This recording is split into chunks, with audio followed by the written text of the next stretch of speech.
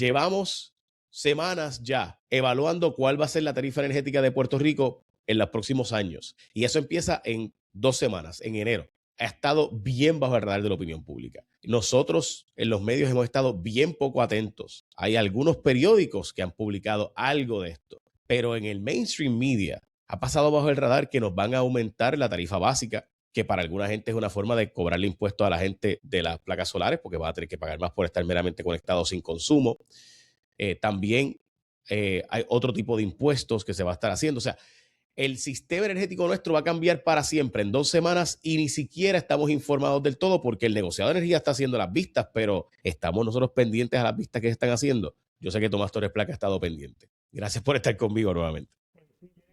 Mira, hay varios procesos pasando. Está la revisión tarifaria, como bien tú mencionas, que es un proceso que se hace cada 3 años en el negociado de energía, más el 15 de diciembre, que fue esta semana, se sometió en el negociado de energía la revisión trimestral para el ajuste por combustible y el ajuste de compra de energía. Y eso va a ser el ajuste que empezaría el 1 de enero hasta el mes de marzo.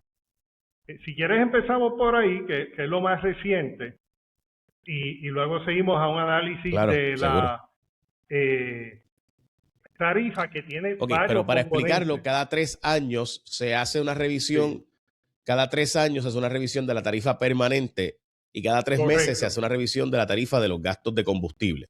Correcto, eso es así. Y la tarifa que el operador Luma Energy, que ahí no están los gastos operacionales de Luma, simplemente el consumo de combustible que le pasa genera para que ellos lo analicen con la antigua División de Planificación de la Autoridad de Energía Eléctrica, que ahora está bajo Luma, y pasen esos números para consideración del negociado de energía. Según lo que se sometió el 15 de diciembre, se somete un aumento de alrededor de menos de medio centavo, de 0.2 centavos, que eso es alrededor entre 0.7 y 0.8 de 1%, o sea, poco menos de 1% es lo que se somete, ¿no? Que se aumenta, o sea, que básicamente nos quedamos más o menos igual. Se aumentaría, según lo que somete Luma, 0.2 de 1 centavo. Ahora, algo muy importante que salió hoy en los medios es que dentro de este análisis, por eso se le dio a la Autoridad de Energía Eléctrica un due date de someter la documentación el día de hoy, unas penalidades que se le estaban, la Autoridad de Energía Eléctrica estaba solicitando que se le imponieran a New Fortress Energy por no haber sometido gas natural durante un periodo de tiempo y la autoridad haber tenido que usar diésel, y en esos casos, contractualmente, se le solicita al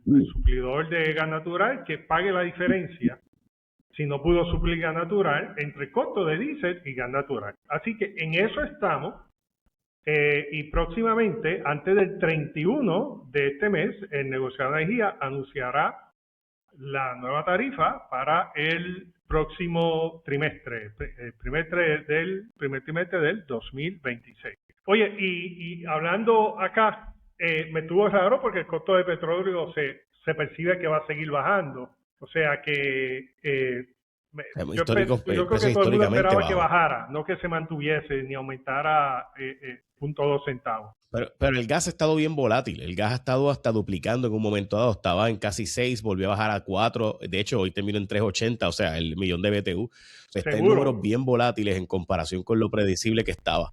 Correcto. Y una contradicción que ahora, cuando Puerto Rico decide impulsar la penetración de gas natural, sube casi de $2 millón de BTU a 4 y pico, ¿no? Que es lo que ha estado recientemente. Pero te digo que ahí es que pero perdóname, Tomás, pero esta es otra demostración más de lo que se ha advertido tantas veces.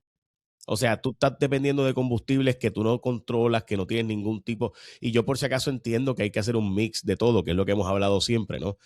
Pero vean eso, o sea, literalmente cuando nos metemos básicamente full en gas, de repente el gas está en este momento una volatilidad tan brutal que llegó a estar en 5.70 y algo hace 3 días, de repente volvió a bajar a 3.90, pero estaba en 2 y pico el millón de BTU, o sea, estamos hablando de un número simplemente ahora mismo no pronosticable, y nosotros estamos en ese mercado porque recuerden que nos ponemos un benchmark y más tanto, ¿no? En otras palabras, si el mercado internacional sube, aquí va a subir. No es que nosotros pusimos un precio fijo en el costo del combustible a perpetuidad. Correcto, Pero nada, correcto. continúa, Tomás. Pero que te iba a mencionar que esto que está pasando ahora mismo con el costo del gas natural es una prueba más que aquí, como bien tú mencionas, debemos de tener una canasta de diferentes tipos de combustibles, aún dentro de los mismos combustibles fósiles. Por ejemplo, aquí hay unidades que operan con Bunker C, que es petróleo residual, que ese sí se ha mantenido o ha bajado de precio y los pronósticos es que baje un poco. O sea que vemos que si nos ponemos todos los combustibles, o sea, todos los combustibles son iguales en la misma canasta. En la canasta todos los combustibles son iguales, perdón, pues vamos a estar sujetos al precio de ese combustible. Como tú bien dices, el gas natural ha estado variando entre 2, 4 y un poco más dólares el millón de BTU.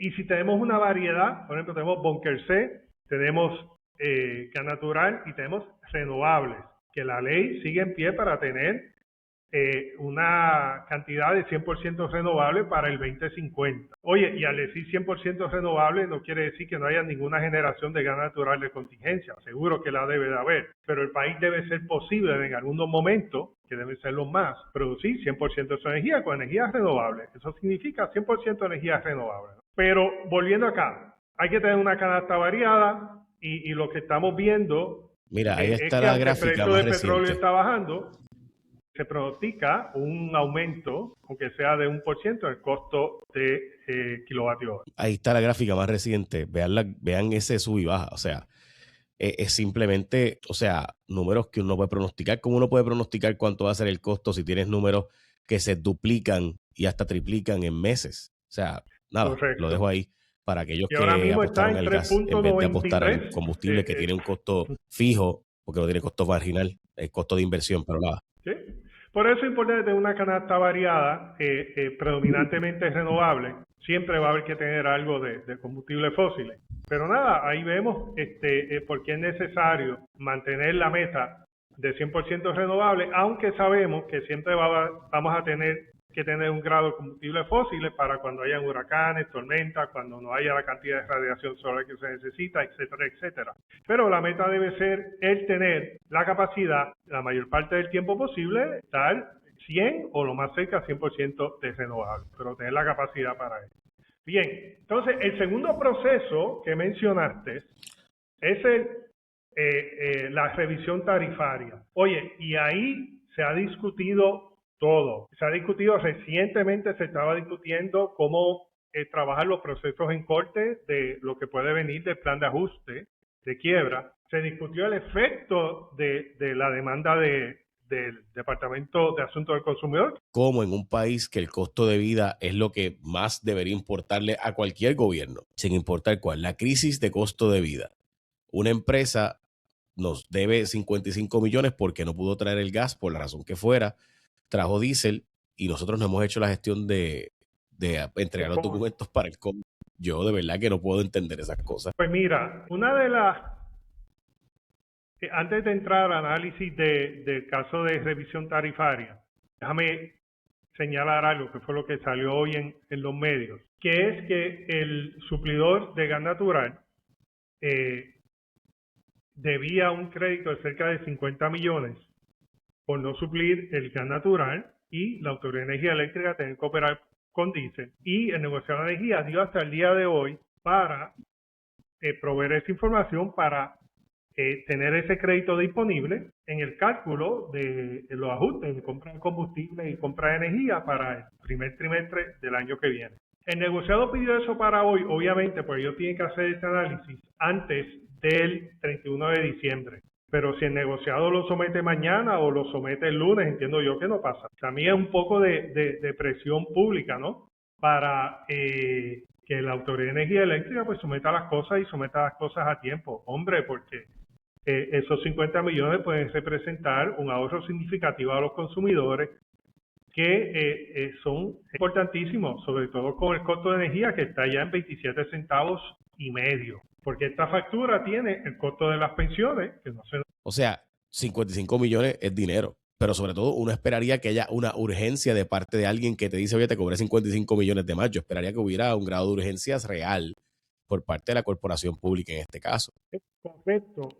Pero mira, aclarando dos cosas, no es que hayan cobrado 55 millones de más, o 50 millones de más, es que no suplieron el gas natural. La autoridad tuvo que usar diésel y por el contrato, el suplidor de diésel debe de pagar, de gas natural, perdóname, debe de pagar la diferencia de lo que era el costo de diésel versus que hubiese sido el costo del gas natural que hubiesen suplido. Y como fue un periodo de tiempo bastante extendido, eso suma 50 millones de dólares. Lo cual es importante porque puede representar una reducción, te diría yo, de un centavo, quizás un poco más, este próximo trimestre que empieza. Pero también te digo que el hecho de que se sometiera o no sometiera hoy, en mi entender, no pasa nada, porque el negociado establece la tarifa hasta, lo puede someter, el negociado puede establecer la tarifa hasta el mismo 31 de diciembre. Y hoy estamos viernes 19, que esto al aire el viernes 19, todavía quedan 11 días, o sea, y si se somete lunes o martes con toda la documentación, no debe haber problema que el negociado lo evalúe. Pero sí, como tú bien dices, hombre, estamos hablando de 50 millones, pues somete la información y sométela a tiempo. Y así nos evitamos estas cosas. Sí, de acuerdo. Ok, sobre la revisión tarifaria de cada 3 años, hay un aumento en la tarifa base, es decir, por meramente estar conectado, se te cobra una cantidad de dinero, pues estaríamos hablando de casi triplicarla. Y con eso básicamente lo que están planteando es cobrarle a la gente que tiene placas solares, porque la verdad es que ese sería el aumento también para las personas que tienen placas que no pagan por el consumo necesariamente. En fin, es un tipo de solar tax indirecto, ¿no? Pero bueno, te escucho a ver cómo tú lo ves.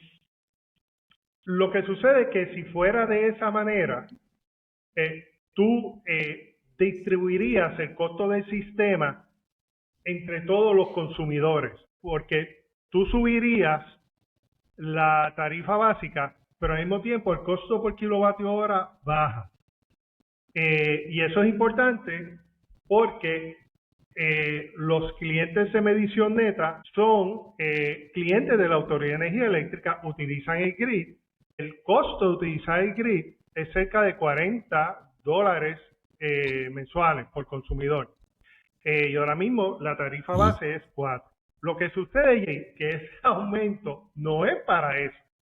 Si hubiese sido para eso, pues ahí tú tienes una explicación que más o menos haría sentido. Porque todo el que usa el grid, que el costo es alrededor de $40 por consumidor, pues está pagando 4, pues hay un déficit.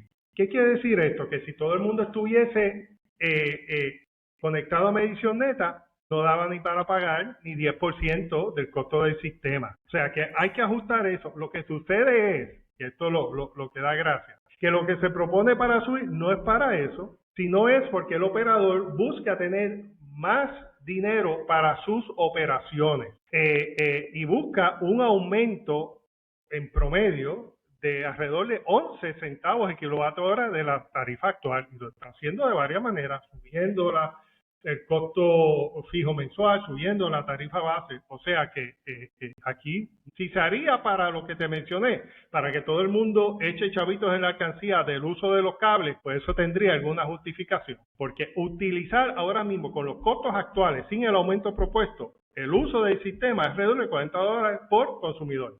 Está pagando 4, hay un déficit, hay que arreglar eso. Pero el aumento que se está pidiendo no es para eso, sino para que el operador tenga más dinero para, y valga la redundancia, para el sistema y priorizar el uso de fondos FEMA.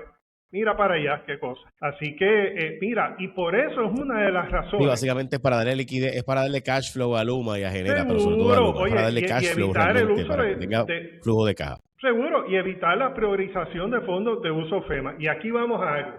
Por eso es importante, Jay. Y vamos ahora a entrar en línea con algo que se ha discutido esta semana. Por eso es importante o modificar este contrato y en este momento que ya está algo, que llegamos a un grado tal de que se solicita aumentar la tarifa a 11 centavos el kilovatio hora, pues esto, no, o hay que modificar el contrato o buscar un nuevo operador. Mi posición es tratar de modificar el contrato para evitar un cambio brusco en el sistema. Y tú sabes que esa ha sido mi posición desde el primer día, desde que le voté en contra en este acuerdo en junio del 2020 y me opuse a la renovación del contrato suplementario el 30 de noviembre del 2022. En las dos instancias, mi posición es que el contrato hay que enmendarlo, hay que tener unos nuevos términos.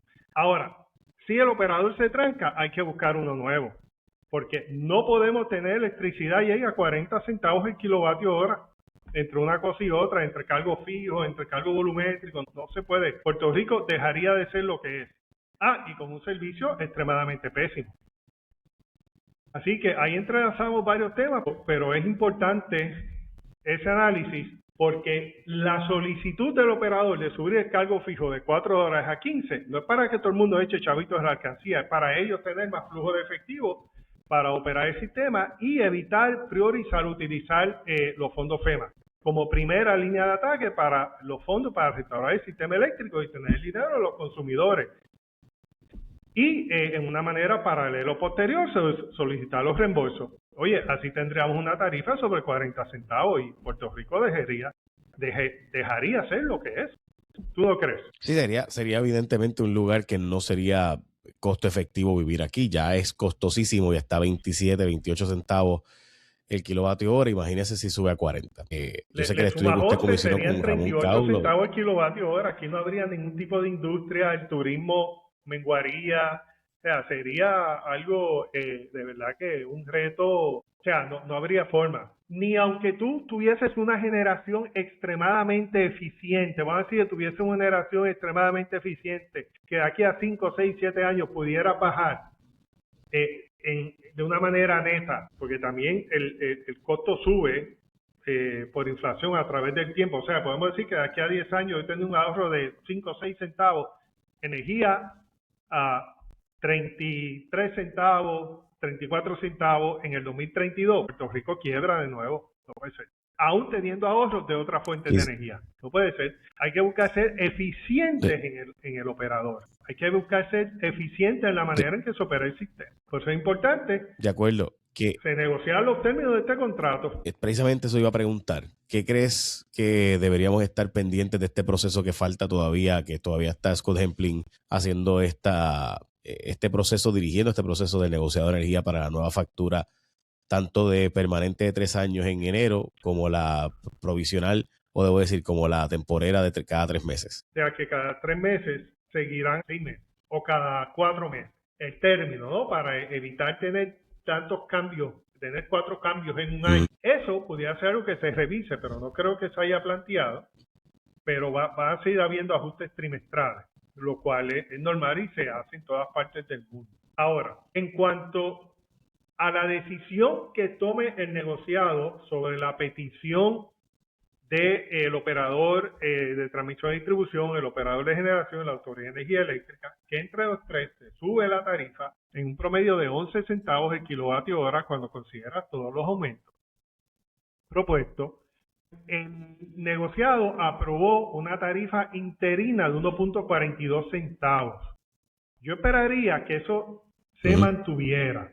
Ahora, algo que puede afectar eso es la demanda del Departamento de Asuntos del Consumidor por algo que nadie ha mencionado, que vamos a hablarlo aquí ahora. Esa demanda retira la orden del negociado de energía del 31 de mayo del 2021 y esa orden lo que hacía era darle una protección a la Autoridad de Energía Eléctrica y sus subcontratistas, entiéndase, sus operadores, de daños económicos primordialmente y daños, lo que se llama daños líquidos.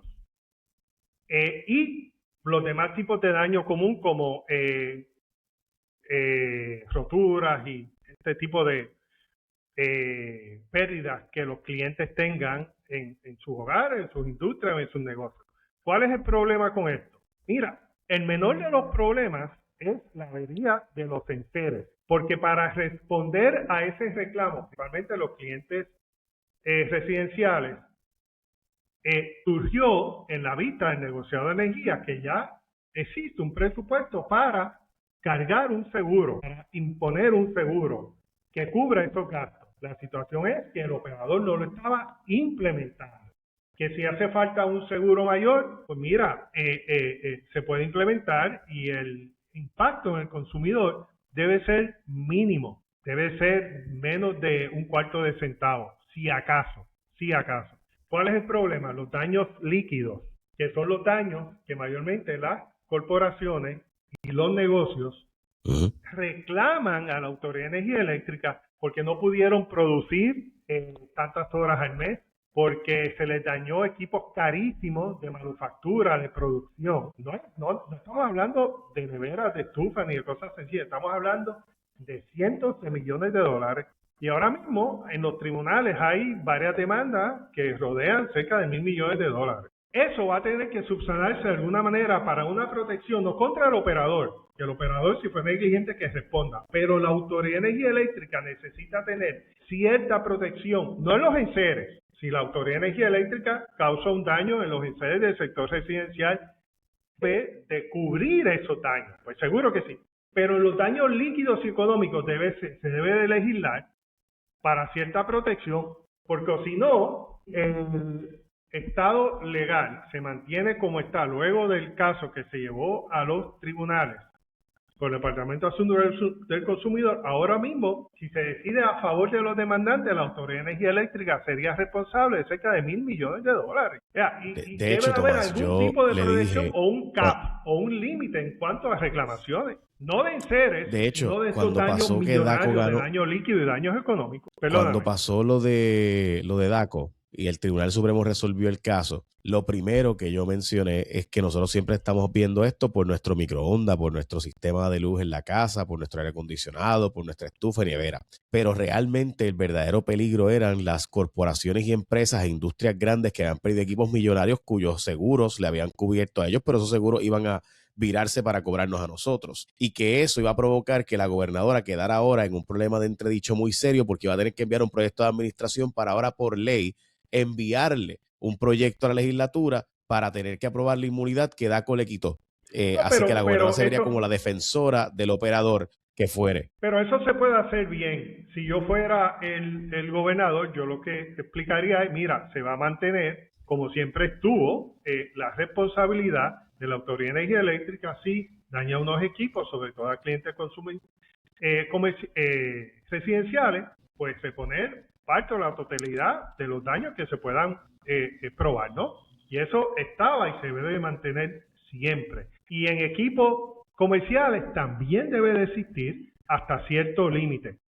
Lo que aquí daña la cosa es no solamente el reclamo de equipos costosos, es que si se fue la electricidad por 1 o 2 horas y dañó esos equipos y no pudo haber producción por 5 días, estos son daños líquidos que se podrían reclamar y ahora mismo se pueden reclamar porque la producción si fuera negligente, pues se eliminó.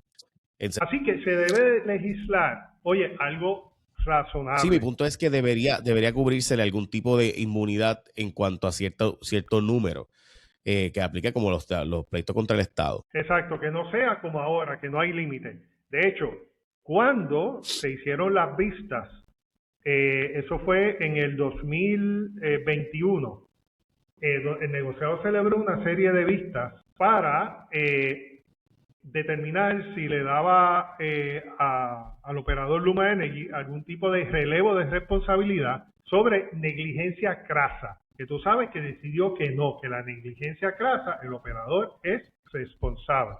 Si tiene un acto de negligencia crasa, si tiene un acto de negligencia ordinaria, estamos hablando, pues ahí es que se otorga el waiver.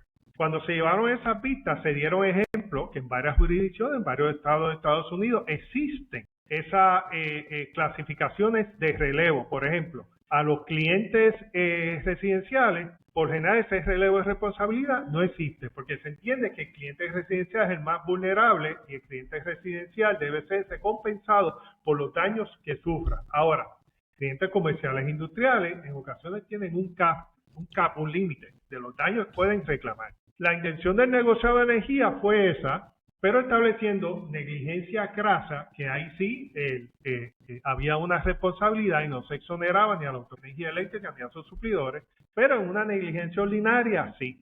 se exoneraba. Ahora, con este caso, se eliminó todo. Y al eliminarse todo, pues hay que legislativamente tratar de establecer un orden al sistema porque la Autoridad de Energía Eléctrica está desprotegida. Y también, si se quiere traer un operador nuevo o renegociar los términos del contrato con se debe establecer también algún tipo de límite de la responsabilidad a la cual estarían expuestos o no expuestos, porque las dos cosas son dos extremos malos.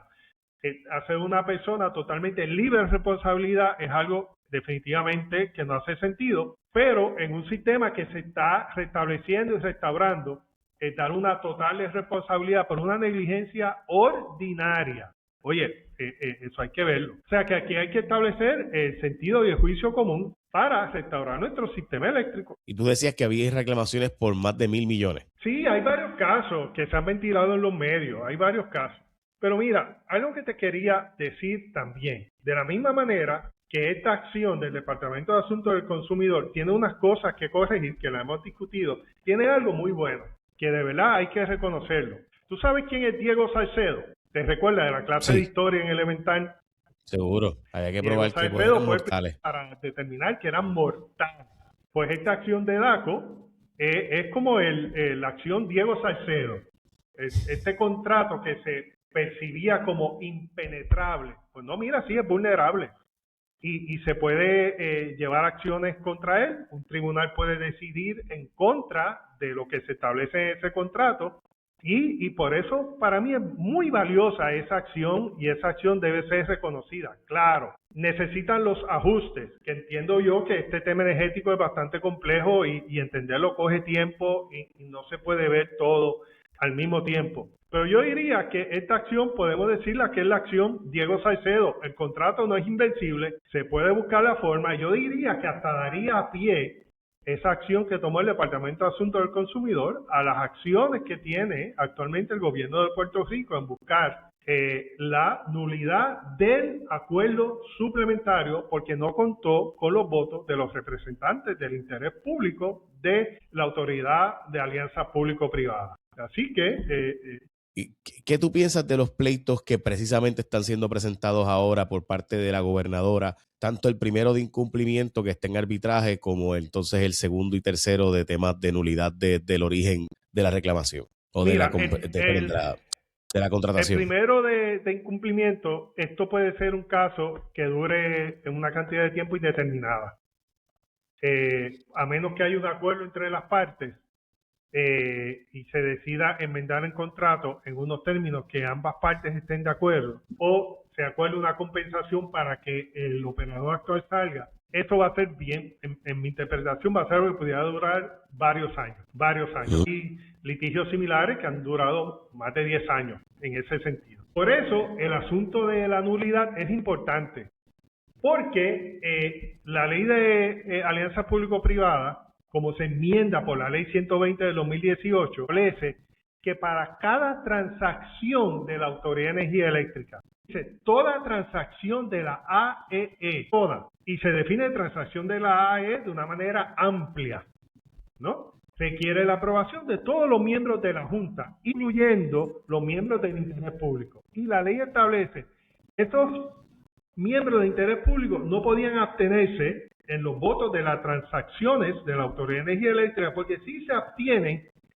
ves esa gestión de abstenerse como un voto en contra. Así que esa parte de la ley es lo que le da fuerza a los planteamientos del gobierno. Y si el gobierno prevalece en esa gestión, tendría dos caminos. Forzar una negociación hacia un mejor contrato con unos mejores términos o buscar un nuevo operador. Yo siempre, y lo dije temprano en la entrevista de hoy, he estado a favor de lograr unos mejores términos, ¿no? Porque la gente lo que busca no es si tienes el operador X, Y o Z, es un servicio bueno a costos bajos. Y eso se puede lograr enmendando este contrato. Pero si no se puede, un nuevo operador es la respuesta. Y las dos cosas se podrían lograr si un tribunal declara a favor la petición del gobierno. Perfecto. Tomás, gracias como siempre. No, estamos... Siempre a la orden. Tomás Torres Placa. Ingeniero, muchas gracias.